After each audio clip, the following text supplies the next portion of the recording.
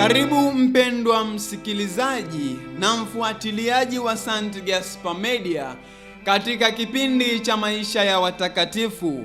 Ikiwa leo ni tarehe 1 ya mwezi wa 4, tunasikiliza na kutafakari juu ya maisha ya Mtakatifu Hugo, askofu.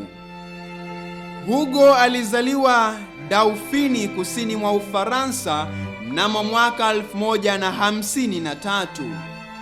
Akiwa na umri wa miaka 25, tena akiwa bado mlei, aliteuliwa kuwa mwanasheria wa kanisa na alishiriki vilivyo katika kuunga mkono mageuzi yaliyofanywa na Papa Gregori wa 7.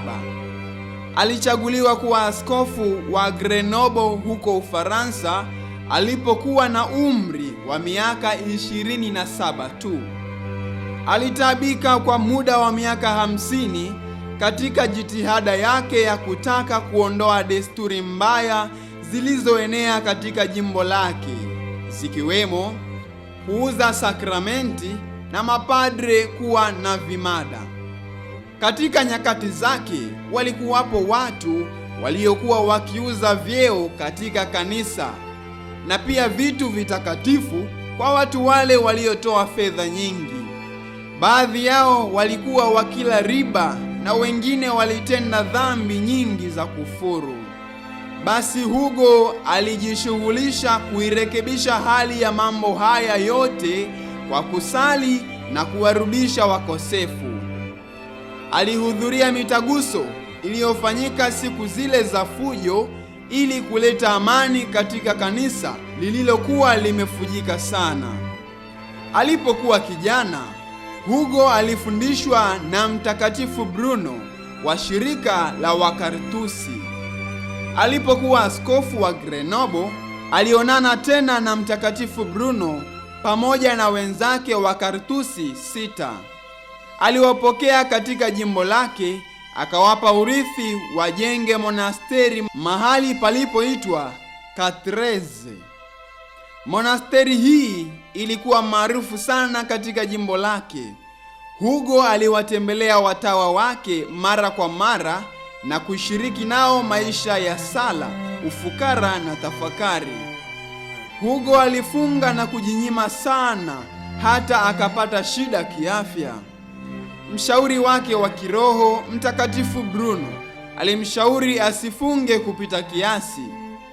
Ili kuwasaidia watu waliokuwa maskini sana, aliuza kalisi, pete yake ya kiaskofu na kutembea kwa miguu. Mnamo mwaka 1182 alijiuzulu nafasi yake kama askofu na akawa mtawa Mbenediktini kule Avignoni. Hata hivyo, mwaka uliofuatia Papa alimwamuru arudi katika jimbo lake na kuendelea na utume wake kama askofu. Hugo aliaga dunia mnamo mwaka 1132. Alitajwa mtakatifu miaka miwili tu baada ya kifo chake na Papa Clementi wa pili. Itukuzwe damu ya Kristo! Milele amina. Mtakatifu Hugo wa Grenoble ametuachia tafakari fupi juu ya maisha yake. Sala zinanifanya niwe na nguvu. Ubatili na tamaa mbaya vinatosha kuiangamiza roho ya mtu. Watakatifu wengine tarehe 1 mwezi wa 4: Mtakatifu Annunciata, watakatifu Viktori na Stefanus wafiadini wa Misri. Mtakatifu Hugo, askofu. Utuombee.